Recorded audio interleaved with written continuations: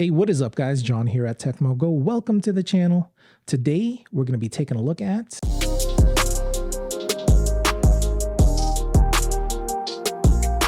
the Google Pixel 7a. So the Pixel came out a few months back and it's coming in right under 500 bucks.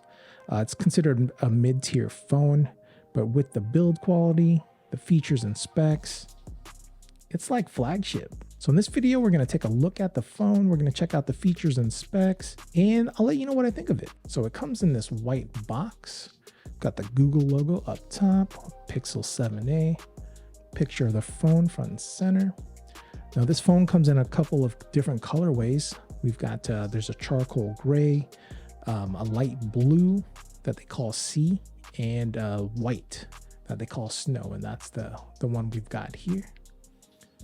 So let's take a look inside the box. I had this for a few weeks now, so I've already unboxed it. But here is the phone. We'll see what else we get in the box first. So we've got USB-C cable. And then we've also got this USB-C to USB-A adapter, in case you need that. And then here we've got your SIM tool ejector.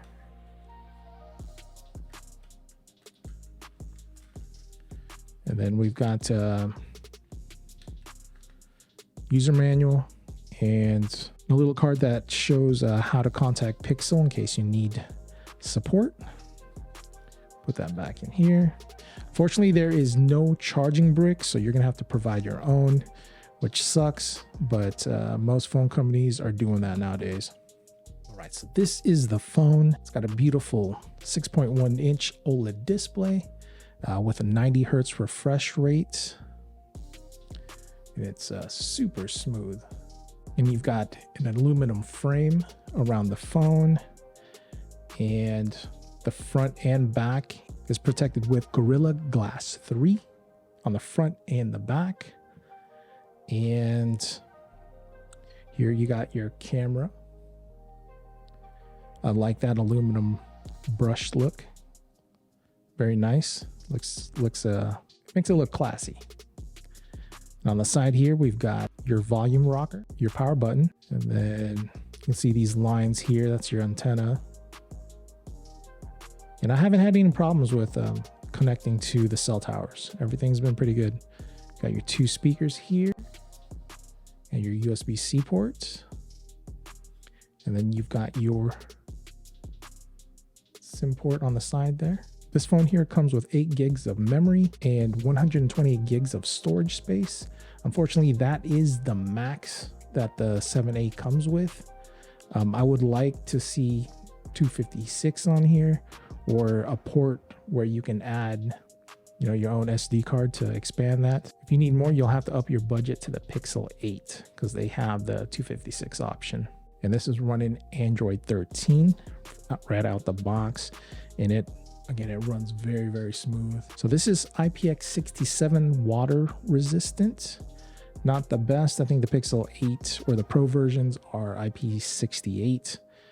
But for myself, I think that's fine. It's better than not having any kind of water resistance. Again, this one has 8 gigs of memory, 128 gigs of storage space. So in this review, we're just gonna test out the phone and see how it's like using it day to day. I mean, it doesn't have the most powerful specs, but for social media consumption, browsing the internet, watching YouTube, Netflix, things like that, it's perfect. Here we go with the channel plug. And again, the speakers are down here. It doesn't have Dolby Atmos or anything like that, but it is surround sound. And some reviews said the speakers were not very good, but I think they're good. They're not as good as the iPhone 13 and up, but they're close. They're close, and I don't mind that. And if they weren't good, I'd let you guys know, because that bugs the hell out of me. Like the TCL 20 Pro, that's an awesome phone. It's got a very nice screen, but the sound, the speakers on that, it's no good. I mean, it'll get you by, and especially if you're using like earbuds and stuff. But if you don't have earbuds and you're just going to use the phone speaker system, it's not very good. But this one sounds great. I've got it on AT&T and it runs fantastic. So I'm not going to be doing any kind of benchmarks or anything like that. It doesn't score that high. I think it's in the 600Ks using the Antutu benchmarks. But playing games and everything like that, I haven't had an issue.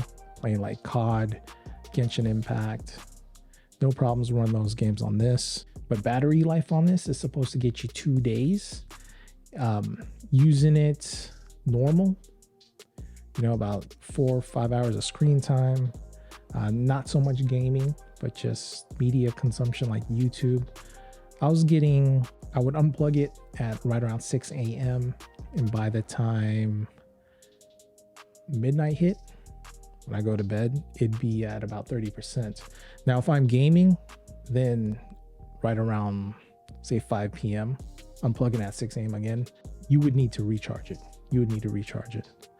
But other than that, it's been great. So yeah, let's open some apps. So let's test out fingerprint scanner. Boom. I saw that. Boom.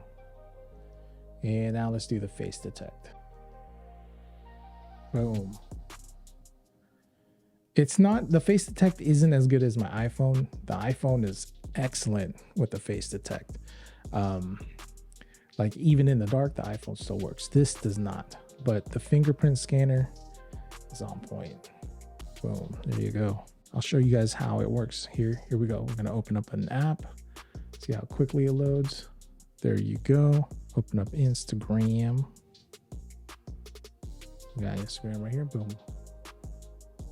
And that's how fast it pops up.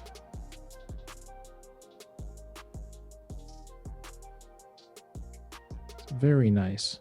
So for media consumption, browsing the internet, going on social media, this thing is awesome. It doesn't have the top of the line specs, but the user experience that you get, it's very nice. If I didn't have my iPhone and this was my only phone, I'd be happy. The build quality is on point and it won't break the bank. And again, that brushed aluminum finish, that looks classy. That looks sick to me. And normally you can find these on sale. I picked this up for $374, like $375 on Amazon when it was on sale. So definitely watch out for those. And for that price point, I think it's a solid pickup. All right, let's go over some of the features and specs on this bad boy. So we've got 8 gigs of RAM on this one. And we've got 128 gigs of storage space. We've got a 6.1 inch OLED display. And we've got Google's Tensor G2 processor on this bad boy. And as far as charging goes, it only charges at 18 watts. Considered fast charging, but it's not fast charging these days. I mean, you've got phones that can charge at 100 watts, which is crazy. So when charging this up, give yourself some time, because it's going to take probably about an hour and a half to 2 from going 0 to 100. Pixel phones have great AI. One of the cool features on this one is call assist. It helps you make calls and to have the phone answer the calls for you. You can have it talk to that person before you pick up. It's crazy. And the camera AI on this is awesome. You've got photo on blur. You've got the magic eraser. You can erase people out of your pictures. And you've got night sight, which lets you capture very nice images in the dark or at night. All right, let's go over some of the features and specs of the camera. So it's got a 64 megapixel main camera, and we've got a 13 megapixel ultra wide. And then the front camera, see the hole punch up there? That's also 13 megapixels. The rear camera can record at 4K, 30 FPS, and 60 FPS. The front camera can record 4K up to 30 FPS. You've got cinematic pan, slow motion, up to 240 frames per second, 4K time lapse with stabilization. I won't go into too much details on the camera. I'll save that for another video, just so that you know the camera on this thing is a beast. All right guys, so that's gonna be it for this video. If you found this video helpful, please consider subscribing to the channel and smash that like button because it really does help out the channel. And while you're at it, hit that notification icon so you're notified anytime I post a new video. As always, I'm John at Tekmogo. I'll see you in the next one.